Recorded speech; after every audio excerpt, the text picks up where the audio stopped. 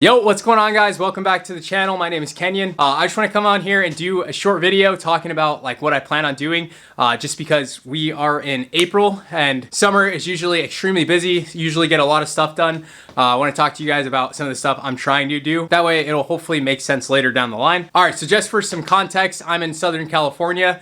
I really love business. I love trying to start as many businesses as possible, growing them. I think it's really fun. It's a creative challenge for me. But one thing about California, specifically Southern California, is it's not very business friendly. A lot of the really big businesses actually move out of Southern California and they go to the neighboring states, which are Nevada, Arizona, Utah. I don't know about Utah, but they definitely do not stay in California.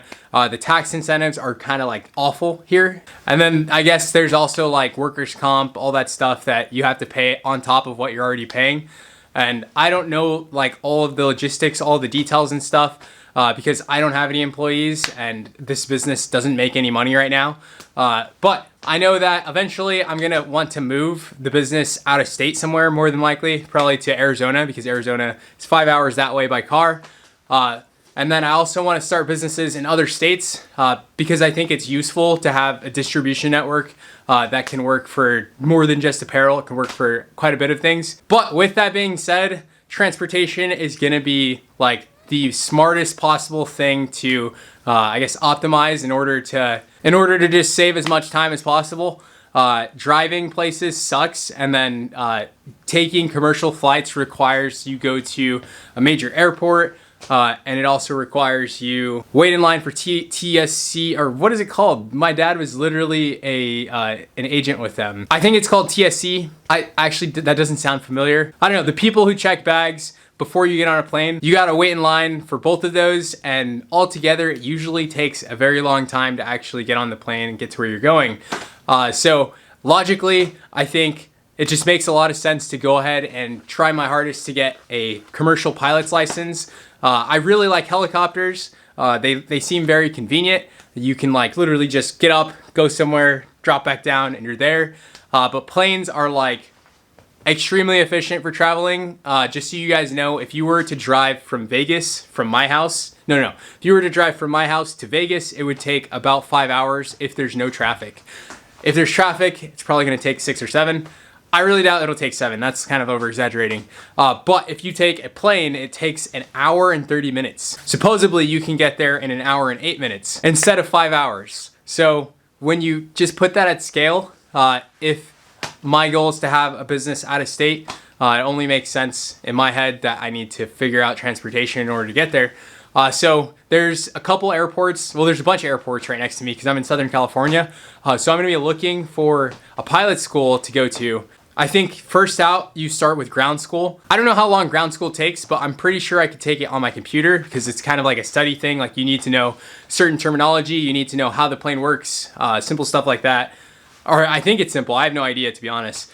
But it can't possibly be harder than the real estate exam, right? At least that's what I think. But I'm gonna be looking for a flight school, and then I think it costs like 11 to 15 grand in order to get enough hours to actually pass the, I don't know what the department is, the government agency that approves pilots. So we have to actually make enough money to do that because I have like maybe $60 to my name right now. I just got paid on Friday for my custodian job. I made like $500, or I got paid $500, and I spent that on ink for this printer. And then I also bought like $100 worth of domain names, bunch of stuff on Amazon for the business. It's all for the business. I've been spending pretty much every last dollar that I have for this. We've got a lot of work to do to be able to actually afford to go to flight school. But this is, I guess, the very beginning of this journey because I'm gonna like actually start studying before I even take my ground school. That way I could hopefully just breeze through it. I don't know much about planes whatsoever. I don't know like the beginning plane that people start in. I think it's called a Cessna. I don't know how much they cost to fly. It's probably like a couple $100 an hour or something. So yeah, I've got plenty of research to get done, but I'm excited for it.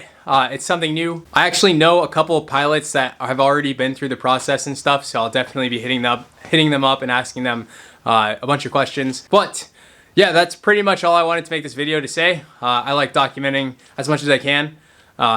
So this is pilot school video number 1. I don't think I'll be making videos in the plane learning. I feel like the camera is just such a distraction, and then it also just puts so much unnecessary pressure. I think that's really, really bad for a new pilot. But I don't know, who knows, we'll see. I'll definitely be logging like major steps along the way. Maybe I'll post when I do ground school, or maybe when I do the first like test flight or something. But yeah, just wanted to make this video, keep you guys in the loop, and hopefully you will get to see it become a series on this channel.